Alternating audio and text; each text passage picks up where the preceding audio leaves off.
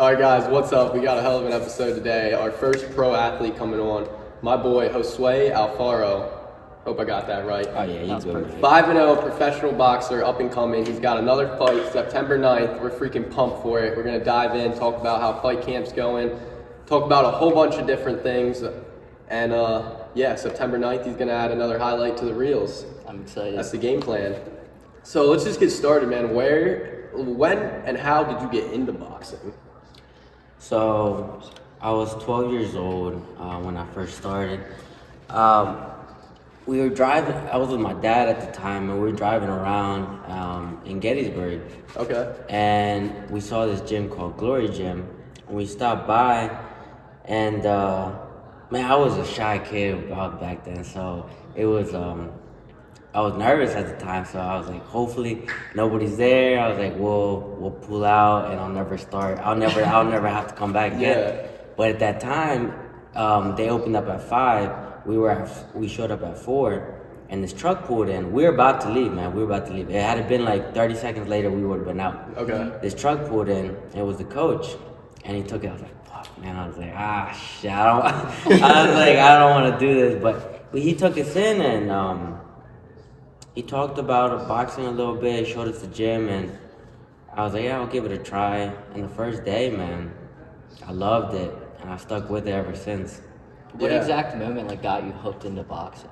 I wouldn't say there was an exact moment. It was just, I love the training aspect of it. I love fighting.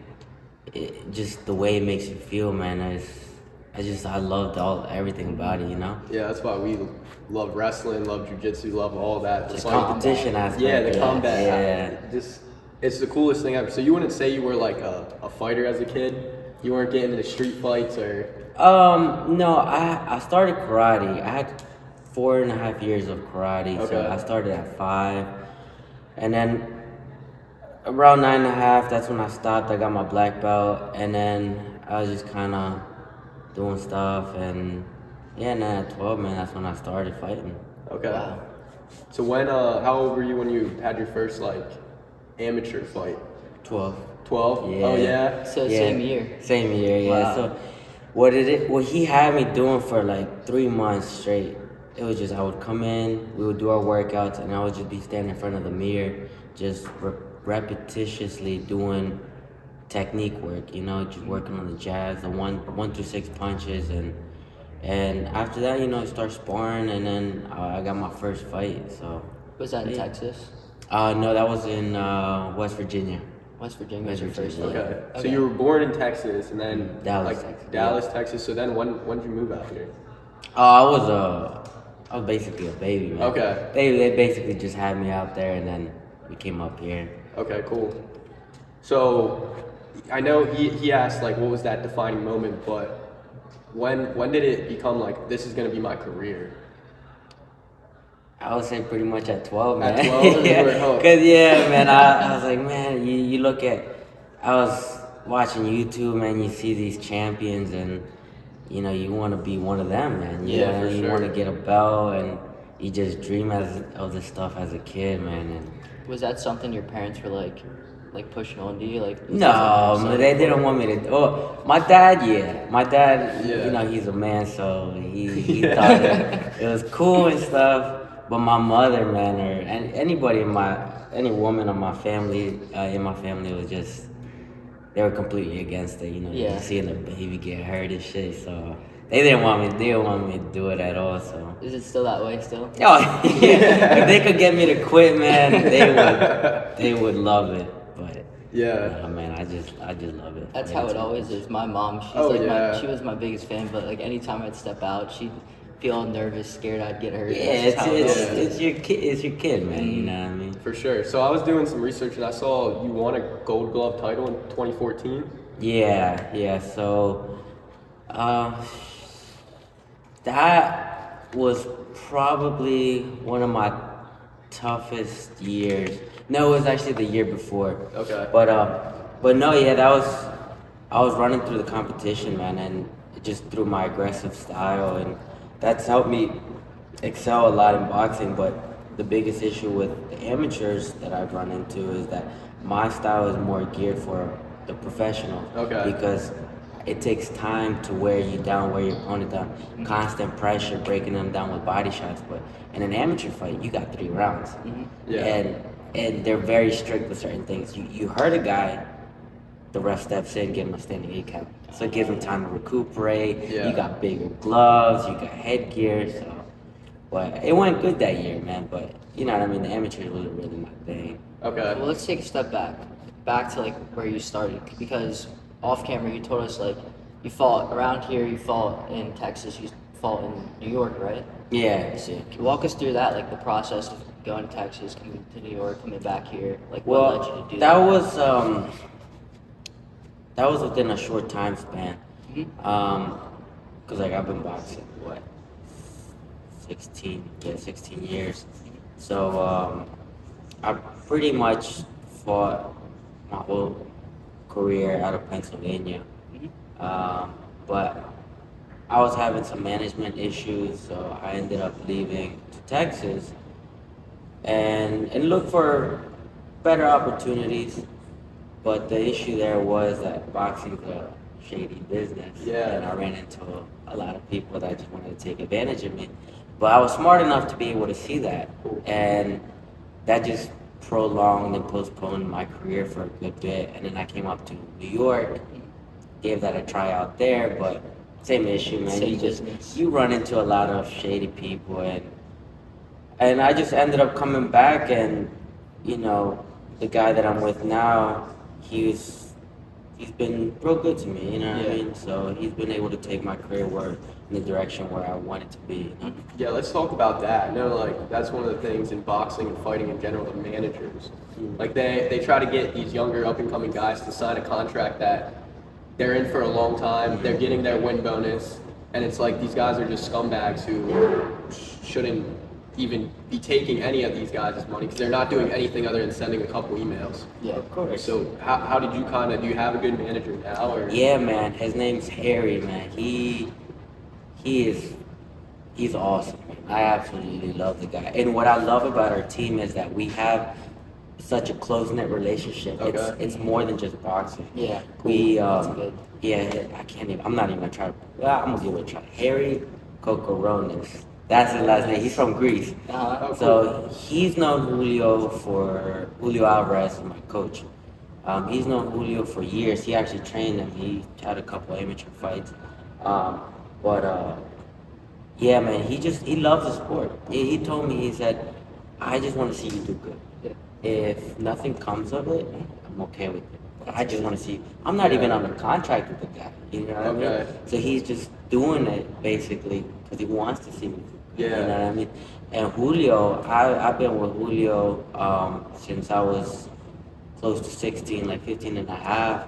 And yeah, man, he treats me good, man. He's like family. That's You know awesome. what I mean? Yeah, I think like that's something that even I was telling him at the other day, like, bro, like if we could, I want to help these up and coming fighters so much because everybody thinks when they think of fighters, they think of Conor McGregor, Floyd Mayweather, the money, the fame. Yeah. But they don't know that being a professional boxer, being a professional athlete like that, up and coming in the hardest sports out there, that's the hardest job you could ever have. Yeah, man. There's It's no brutal. money. No money. Yeah. You're working as you're breaking your body, you're breaking your mind. Like it's not easy. So what has your journey like been like through that? In regards to what do you mean? In regards to just you're not making the money that one day you might make, just the grind. Yeah, man. The biggest thing is just that's gonna carry you is you gotta love the sport. Yeah. You gotta love it because if you come into this looking for the fame, looking for the money, that you want to be with the girls and all that, you know what I mean? That you're gonna burn out so quick, man, because it's a lot of ups and downs, man. And the things that's carried me is just I love fighting, man. This is a part of my life, Yeah.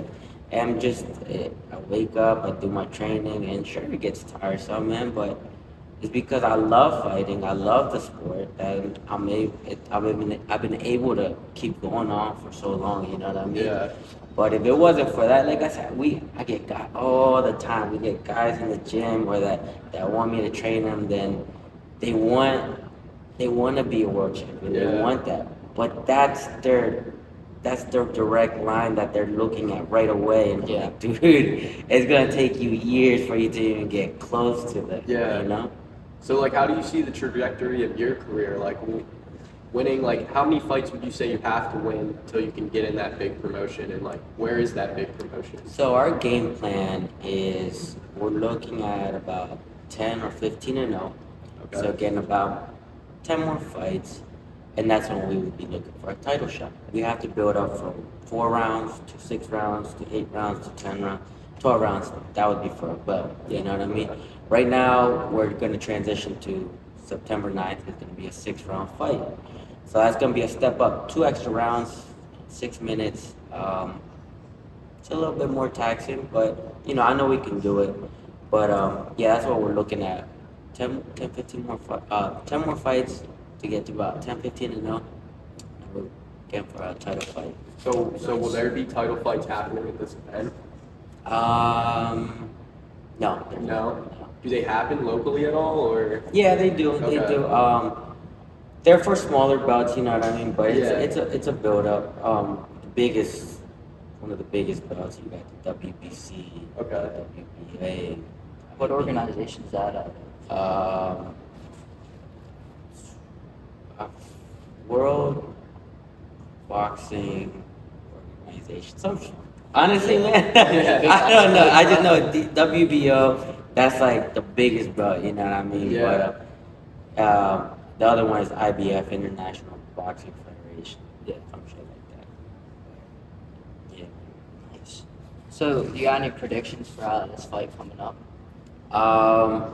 Yeah. So, what we got for our game plan, as it typically goes, is first round we try to break them down a little bit. Yeah. Body shots, but we try to be cautious, you know what I mean? Because we don't know what the guy has. So we Sure. come in there, just kind of feeling it out. We try to let a couple heavy shots go, so at least we impose our respect. Yeah. You know what I mean? He knows what we're coming with, and he knows how hard we hit. And then the second round, if we're feeling comfortable, we try to break him. And it's just every round. Yeah. Every round we try to break him down.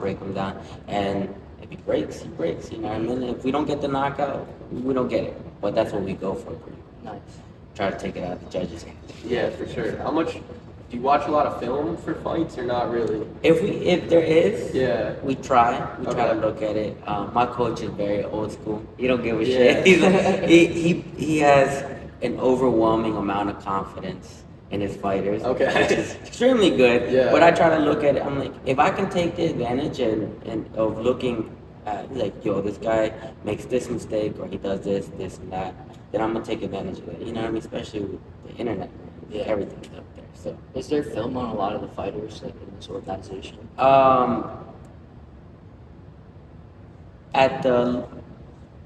As you're coming up, there's really not, because they're local events, so they're not televised, Yeah. or people don't film them. But you know, somebody with some camera back out and is Yeah. recording. You know what I mean? So I couldn't really find too much of your film. Like, I found the Gold Glove, but that wasn't even. It was a short clip, and then some other guys like came to your gym and done a couple things. yeah, there's not much, man. Like, Yeah. I had my first pro fight out in New York. There's no film on that. I mean, I got video, Yeah, of it, yeah. but the other fights out in the Dominican, there's, you know, nobody's recording, there's Yeah. not televised. So Have you fought out there? yeah, so my last 4 fights are out in the Dominican. Oh, okay. My first fight was up in York, so Okay. we travel out there to get some fights. How Hey. hard is it to get a fight? It's not that hard. It's just the problem is here in the U.S., fighters try to put a lot of stipulations, a lot of rules. Pad their records a little bit. It's not even that. It's just that, for example, July 29th, I was supposed to fight in Yeah. Erie, right? Yep. I don't know if you guys remember that. Yep, yep. Right? So the guy that I was supposed to fight, he was 8-1. He was ranked, I think, like 400 out of 1,600 in the world that's in our division. Yeah. He had a lot to lose going up against me, because I'm an aggressive fighter. You know, I put the pressure a lot and I break the guy down. So I was ranked at the time. I think I'm like 1,000 right now. I went up like 950, right? Okay. So for him to lose against somebody like me, Yeah. that's gonna set him back a lot. Yeah. So he wanted a fight at 123, which I want to fight at 123, but you know, food kind of takes Yeah. a little toll. Yeah, I love eating, man. So we agreed to 125. Yeah. He had called about 2 weeks later and said that he wanted to fight 123. We had already agreed to the weight, so fight fell through. And he ended up fighting at 128. Yeah.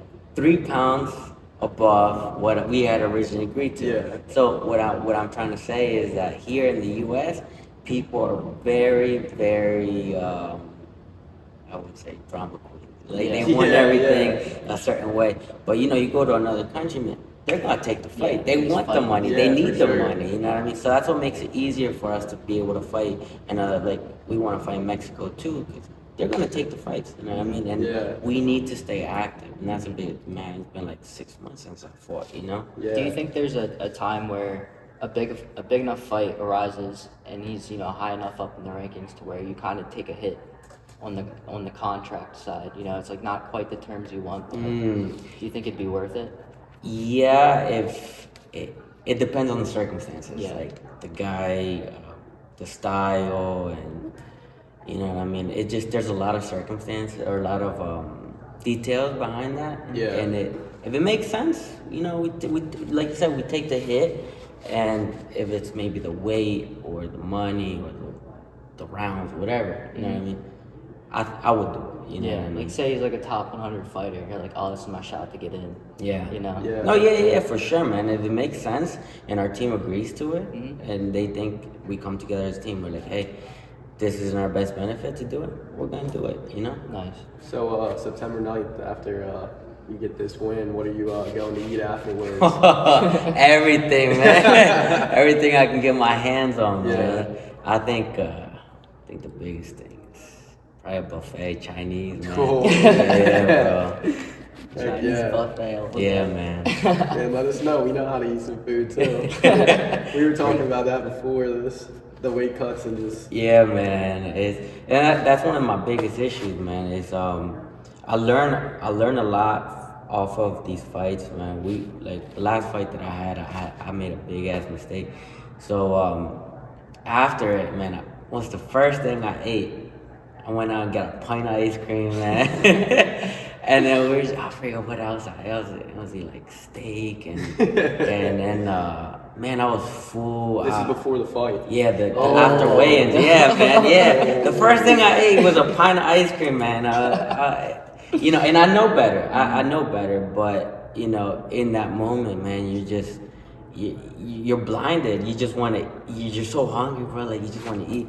So I made that mistake, but now I'm like, dude, you gotta chill out with that. Because as we step up in competition, all those little details matter. Yeah. And that's gonna set me back a lot. Yeah, Yeah. Well, your body feels the ice cream. Yeah, before the man, you fight feel comes. heavy. Oh, You feel yeah. heavy. And in that fight, the first round, I felt sluggish. I felt heavy. Yeah. You know what I mean? So it takes a toll on you, man. On the last podcast, I was talking about one of our bigger wrestling tournaments. The end of the year, we were cutting a lot of weight, and our coach brought sugar cookies, like big sugar cookies. I ate 5 of them before my first match. And you guys got same day weigh-ins, right? Oh, Same yeah. day weigh-ins. It was man. hour before weigh-in. I was Damn, down so bad, my man. bro. Wait, your coach brought that in? Yeah. Bro, You know, what kind of coach is that? He didn't think we were stupid. I ate We were 5 in of 8th them. grade though. Yeah. That was like when we were like learning how to weight cut. Yeah, it was okay. bad. It was bad. That was my before man. we learned our lessons. But We hey, you learned our make those lessons. mistakes at a younger age. So you know? so how strict is the diet right now? It's pretty strict. I'm trying to maintain my calories are around 1,500, 1,600. So I monitor everything that I'm putting in my body. So it's good. We're gonna fight at 28. So I don't really got much of a weight. Okay, cut. cool. I'll probably do like 7 pounds. Jump in the sauna. Yeah. Just sit in there. Me chilling. Do you really watch like what you eat, like quality of food wise? Yeah, man, I try to. Like some days I want something really sweet, and then I try to prolong cracking. So like, Yeah. if one day, say I want a donut or something, right? I'll one day goes by, 2 days go by. If I still got that craving, I'll just remove something in my calories Yeah. to fit that donut. You know what I Yeah. mean? But Yeah, yeah, you know what I mean. But it's structured as long as it's fitting within the my calorie range. I'm Do you good. have someone helping you with that at all? No, You figured it out yeah, over the years? you know, over the course of years, man, you just play around with stuff like food. I feel really good under it. I don't feel too heavy or whatever, you know. Yeah. So walk us like 2 weeks out before the fight. So that's about where we're at, right? Yeah, exactly. Yeah. No, one day less because it's on a Saturday. 13 days. So Yeah. so 13 days before the fight. Walk us through like the week before the diet. You know, like getting ready for the week of the fight, and then what does the week of the fight look like? So the week of the fight, you're referring to that, right?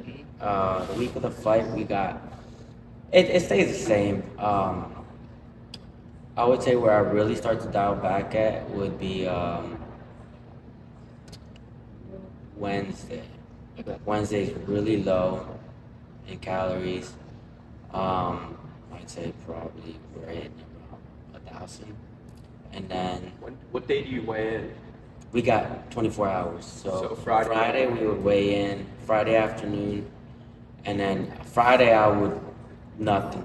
Friday I don't eat nothing, and then depending on what I'm at, and then Thursday Yeah. probably might not eat anything either. Just maybe like a sip of water just to kind of keep the sweat. And then Thursday night sauna. That way we just as soon as we're done, I just gotta get to go to sleep.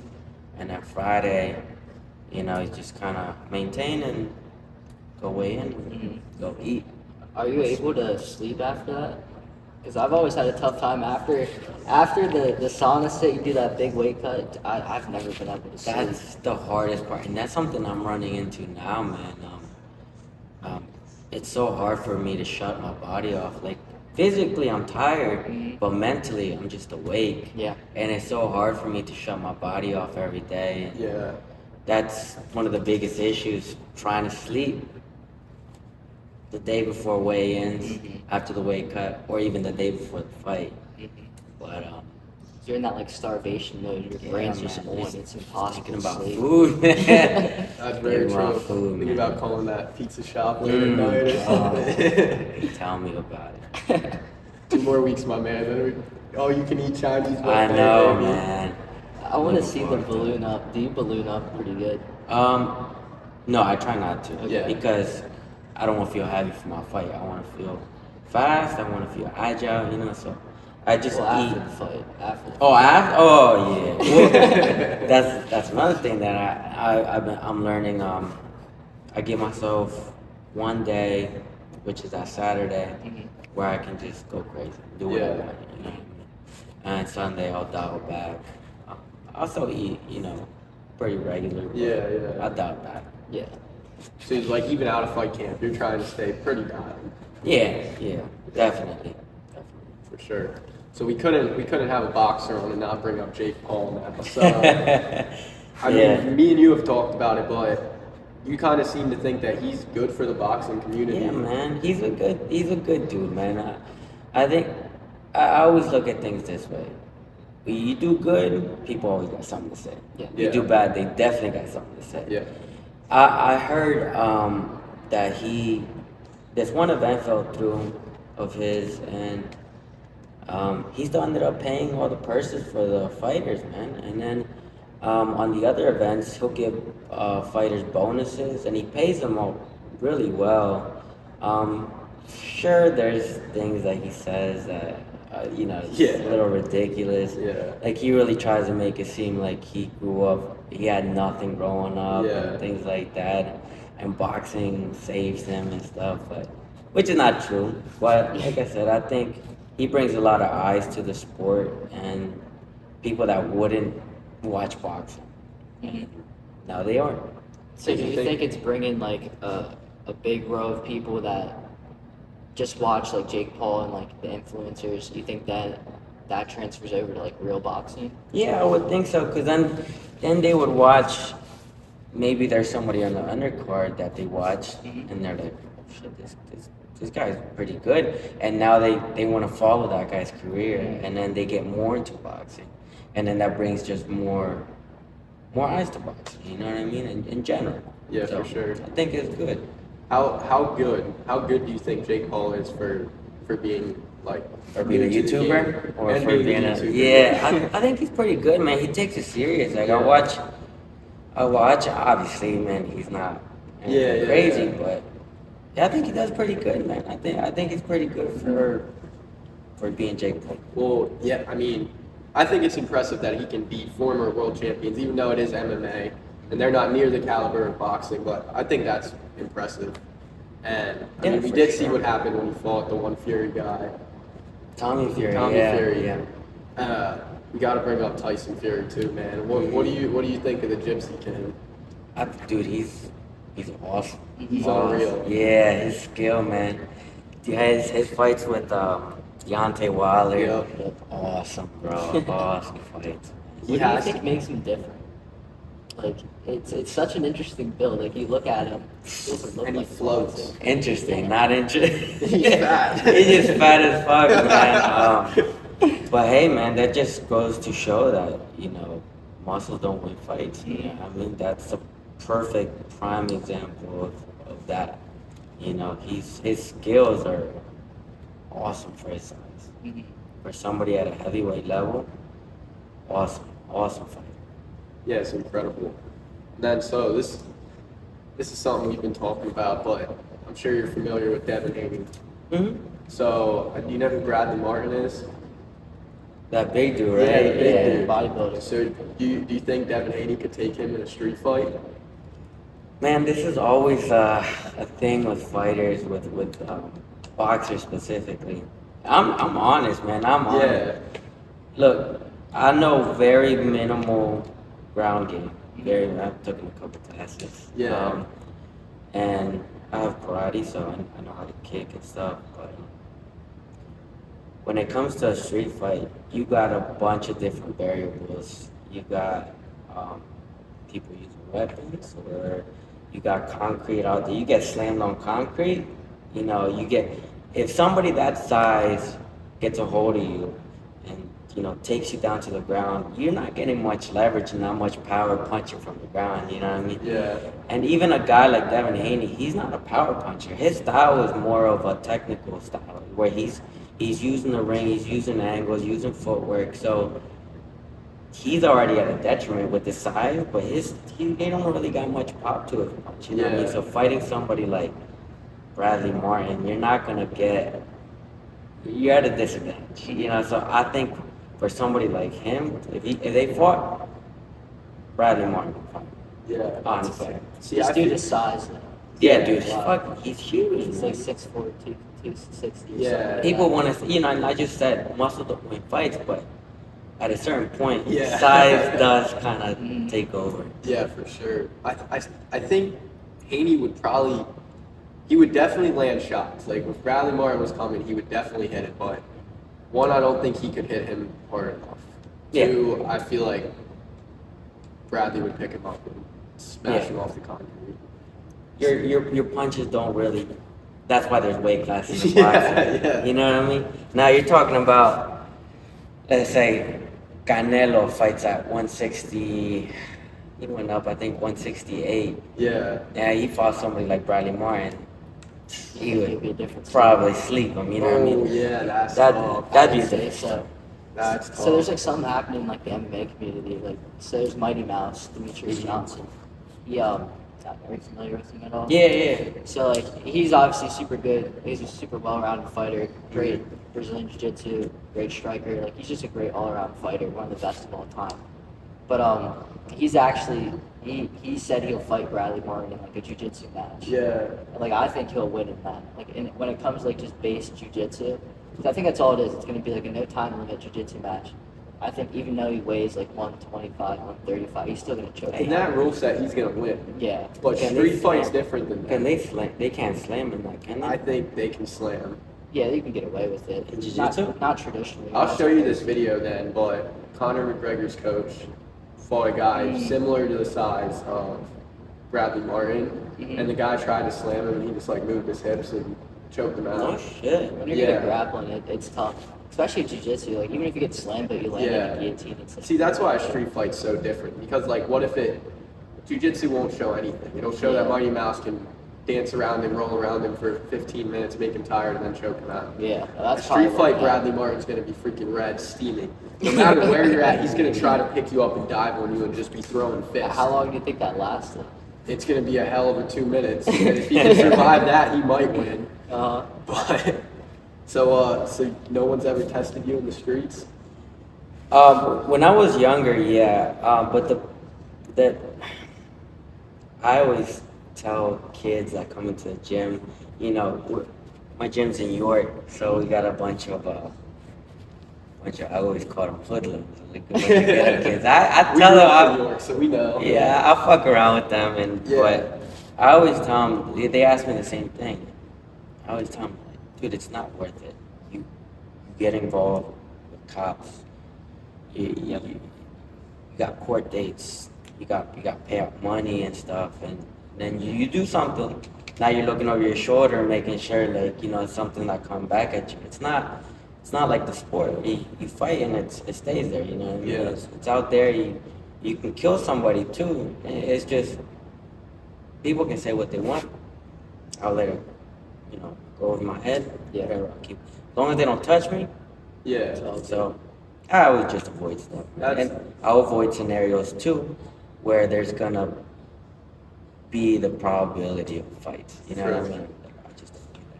That's what we always talk about. Like, I feel like from the outside, and people who are in like the combat community, they're like, "Oh, these guys are scary. These guys are like mean dudes." But really, like, I feel like people who like fight each other and like are in the gym training, they don't want to fight at all. They know the outcomes. You know? Oh no. It's not worth it. It's not worth it at all, dude. It's like, what are you getting paid? Yeah, you ain't that's getting true. paid nothing. And what else? What does it give you? Wow, you beat some drunk guy, or you beat some guy on the street, and now, like I said, if you hurt him, or you even kill the dude, like I said, you're hiding from the cops, you're hiding from the law and stuff, and it's like now you can't live your life normally. You know what I mean? Yeah, for sure. So much can go wrong so fast. Like, you accidentally hit someone too hard, you accidentally. It's just like, Yeah. you never know what can happen. Say you knock them out. Where's their head going? Yeah. Yeah. Bouncing off the concrete. Yeah. That's probably what's gonna kill them. You know? Yeah, that's a scary thought. So like, how big of a team, like, training partner wise and like coach wise, are you rolling with right now? How big is our team? Like, yeah, like how many guys do you normally like train with? I mean, our gym's full, if that's what you're referring to. Or Yeah, like main training partners for you.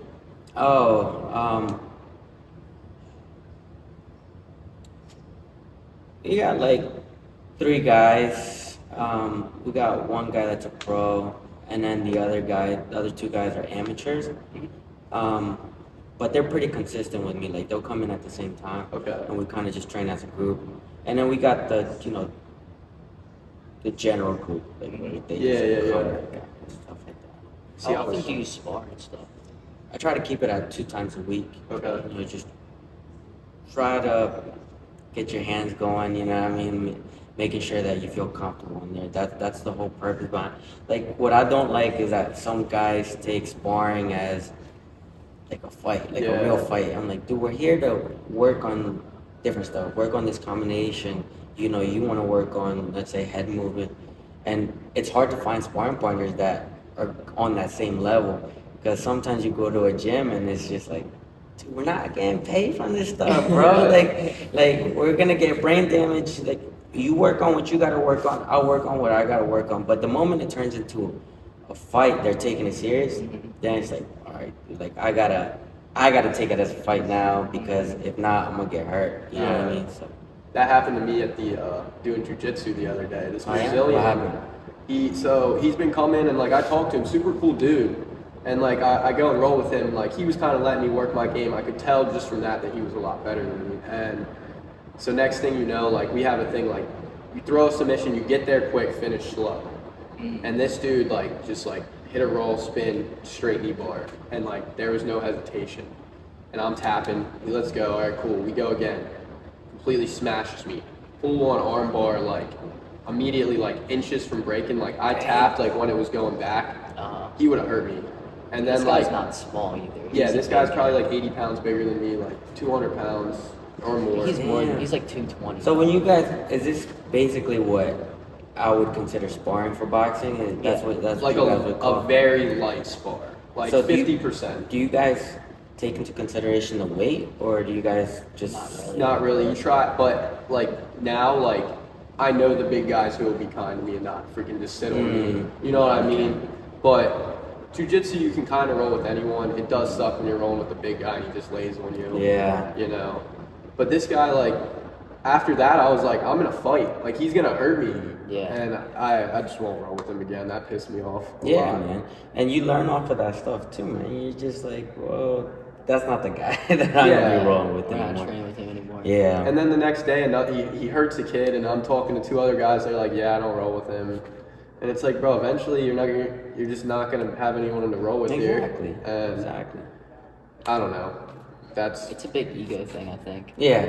Yeah. That's what it is. Even in boxing, man. That's Yeah. what it is. yeah, It's kind of frustrating though, because it's like, especially some of these bigger guys, because like I can navigate like just about any size in the room, but there does get to be a point where it's like if I get in a bad position and he's just 10 times heavier than I am, like you're squashed. You know? So it's Yeah. like, and like that guy, for example, like he will finish a move like fast, and like he does not hold back. So Yeah. it's like him being that heavy and accelerating a joint like that, like you will get hurt at some point. After the fight, we should bring you in because I'm sure our jiu-jitsu coaches would love to learn some boxing. They can Oh, show you yeah. some jiu-jitsu. All right, that'd be cool, man. Yeah, I I'd think it'd be down for that. awesome because they just love combat too. I want to And it- learn some too. I want to get better at boxing.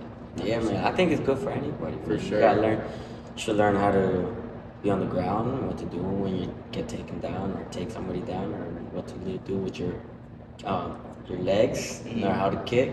Know how to punch too, man. Yeah. I was shocked when I started doing a little bit of boxing. I did probably I lived in South Carolina for a little bit and they had a gym down there. I probably did 6 or 7 classes. Wow. Boxing is like, it is nothing what it looks like. Right? And I'm like explaining to him, like, everybody thinks they could throw a punch.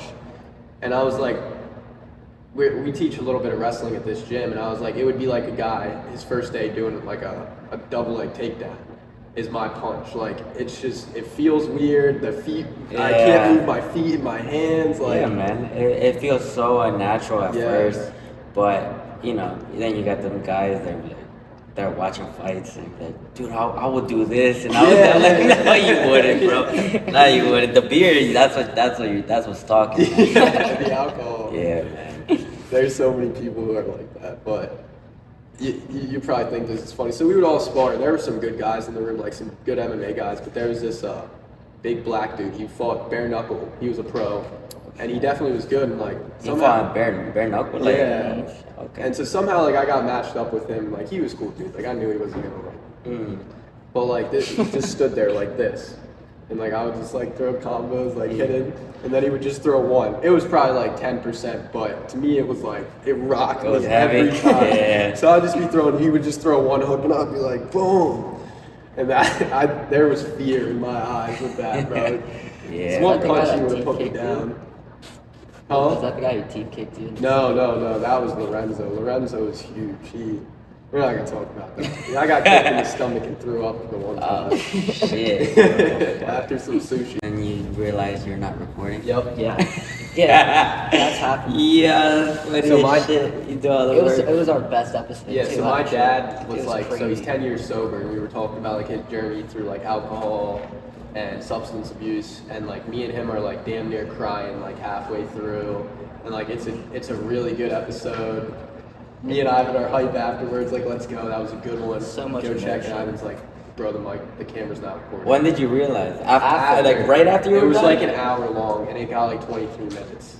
It was Yeah. because his phone got full of storage, and Yeah. we didn't expect that to happen. And like I'm telling you, like the podcast was like so much motion, so much like it was like stories. It was intense. Yeah, it was good. It was such a good podcast. We come back and we were like, wow. Hey, you learn Yeah, we off gotta- that stuff though. So right? much. I learned. Well, Yeah. I now have the biggest payment. I now have the biggest plan you can have for storage. And Yeah. I'm trying to get a camera soon. So Camera is coming soon. yeah, soon. I'm super New excited. mics. We'll just leave these mics in my house. We have like a whole setup at my house, like table and then like a bunch of UFC shit in the background. Oh, yeah? Mhm. Yeah, we were actually just in Boston for the UFC fights. Yeah, we watched The one that just Sean happened. O'Malley. Oh yeah, you guys were there. Yeah. How was that? Oh my god. It was man. so That much was dope. fun. It was dude. so cool. Yeah. You follow MMA at all? Yeah, I like it. I don't follow it as much as boxing, but Okay. I like watching it. You know that, dude. It's any combat. You know. What I mean? Yeah. Who are some like boxers you would tell like just someone trying to get into watching boxing or who follows boxing? What do you mean? Like who are some of your favorite fighters to watch right now? Oh, right now that are fighting like actively. Yeah. Lomachenko. You Okay. heard of him? Yep, Vasily yep. He's Lomachenko. so cool to watch. He is so amazing, dude. His footwork is Yes. just. But I think all those amateur fights took a toll on his body. Yeah. Because he's starting to really deteriorate now. Like his level right now is not what it used to be. Yeah. But obviously after so many fights, man, that just takes a toll on you. But yeah, he's great. I like Isaac Cruz, Okay. Pitbull, just brings that aggressive style. He's really good. And obviously, we're talking about Tyson Fury. Yeah. He's great. What about Gervonta Davis? Oh, Davis, yeah, he's a great fighter too, Okay. man. Really good. I don't like. Is he that good?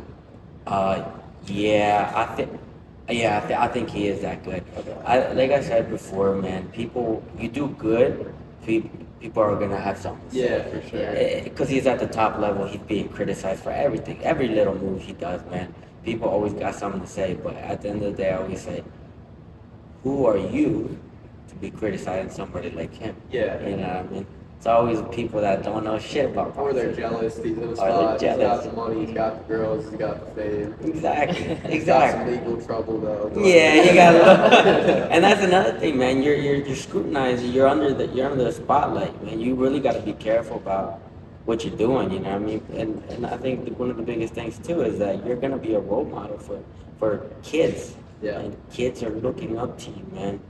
You want to make sure you're moving correctly. You know? Sure. Do you have any fears like in the future of like CTE, like brain trauma? Yeah, bro.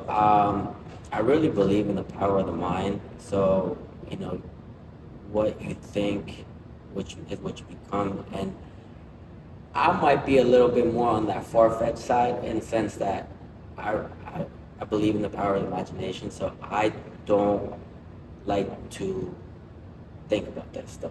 Yeah. I don't like to think about it at all. I try to take care of my body and do what's right, and God willing, I come out, when my career is done, I come out fine. There have been studies. There's this football guy that I think it was called an hyperbaric chambers. Yeah. Something like that. We get into with the oxygen, and he's seen regeneration of the brain, where it basically is starting to fix that from the football guys that have CTE. Yeah. And so I have hope that I'll come out of this and I'll be okay. I'll be fine. Yeah. Yeah. Will be. I know we were talking about some recovery. Like, do you do saunas and ice baths a lot leading up to your fights? So sauna, I love the sauna because I have access to it. An ice bath, I don't do it too much. I've been thinking about getting something so I can Yeah. start doing it a little bit more frequently. But every now and again, if I have an opportunity, like somebody like has a tub, Yeah. I'll jump in. Are you gonna be in here at all this week? Yeah, I'll be in here probably twice. Yeah, definitely twice this week. 'Cause I can bring a tub in. We can hit Yeah, the we- Oh ice yeah, bath. yeah, we I can was do thinking that. about that. I was I'm gonna down do it with that. today. We But, should do the podcast on that. Yeah, no. He saw Kevin Hart at the podcast. And that. Yeah, I didn't even think about That that. is a good. That'd be funny, bro. How does he do that? Yeah, we should. I bet you that's not even. He don't even got ice in there. Bro. I don't know what they do. I don't know. 'Cause he and sit I- there for like 30 plus minutes is tough. That can't be It might good. be dangerous. I didn't know. I was telling you before. I didn't know that there's a temperature. I thought it just has to be cold as shit. And when my lad, not the fight that just happened that I just had, but the one before that one, I got in outside and it was snowing, and I just put a bunch of ice in there or a bunch of snow in there, and I was like, man, I'm gonna stay in here for like 10-15 minutes. And I was in there for, dude, like 3 minutes. And the reason I had to get out was because my pinky started going numb. And it started burning, man. And even after I got in the shower, so I assume I got what, frostbite Yeah. Probably Oh my about God. or something. Or yeah, so I was just like, yo, bro. We hung out with this kid and he was all into ice baths and stuff, and he like bought one. And I'm telling you, you've never seen something so funny than this kid getting in the ice bath. Yeah. He would like hyperventilate, like stop breathing. Like I'm telling you, I thought he was gonna die in there. Like, The Shit, first bro. time you got it. And that's the biggest thing is what? Trying to control your breathing, Sure, right? When yeah. you get in there.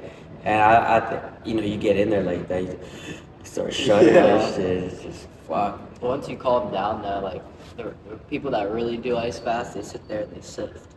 Because like whenever if you get in the ice bath and you sit perfectly still and the water settles, you get like a thermal sheath, like of just around your skin. So you're cold obviously, but you're not like you have like a little bubble, a little barrier. around Really? it. Yeah.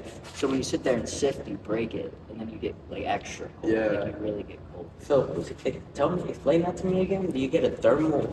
So like basically you get an exothermal sheath. Like whenever you sit in the water and you're perfectly still and the water is just surrounding you, Mhm. your body, just like the molecules around your body, it'll just sit around you.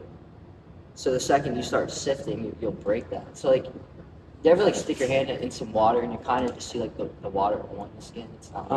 And you kind of see like a little barrier. Yeah. That's what happens if you like sit perfectly still in there and you're like there. So you So get you- like superpowers. yeah, basically. Yeah, just like That's dope, dude. Yeah, that's why in the wintertime I just leave it outside and go jump in because then I'm not buying ice all the time. And it's like it's $1,000 for one. It's just I can't get one. Yeah. For what? Like just not even a nice one for one that'll stay cold for a night for a Oh, cold course. really? Yeah, it's like $1,000. Yeah, you can Oh, spend dude, it. I cleaned out a trash can, bro, and I got I got in there, bro. I was like, dude, as long as it works, Yeah, it works, works. bro. It's like I got a little plastic container. Yeah, I saw one on Amazon. It was like an inflatable one. Yeah. It was like $60, bro. I was like, That wouldn't be bad. it might come in handy. And so. You know one of those cow troughs? They were like, Yeah, that you sit in. It's Oh, like yeah? it's like a tin thing that like cows drink water. Where'd you get out that of. What's that place? Tractor Supply. Tractor Supply? Yeah, Royal King. It's like- yeah, Royal Out King is this what it way, was yeah. in Hanover. And it was like $150, but it's Oh, yeah? good. It's nice tin. Goes like right up to the shoulder, like perfect length. But it gets cold. It stays cold. I think this is a hell of an episode. We'll wrap it Yeah, up. wrap it up. Thanks for coming on, my Yeah, man. no Super problem, bro. appreciate it. I'm Best so of excited luck, for the September fight. 9th. We're gonna be No, there. dude, that's Thank you, awesome. man. So I'll link all your socials below. So go follow him, guys. Support him. Big things coming soon. 5-0. That'll be 6-0. With a And knockout, you know. all my information will be below. Hit that like button. Subscribe. Hope you all enjoyed this episode. Peace out. Peace.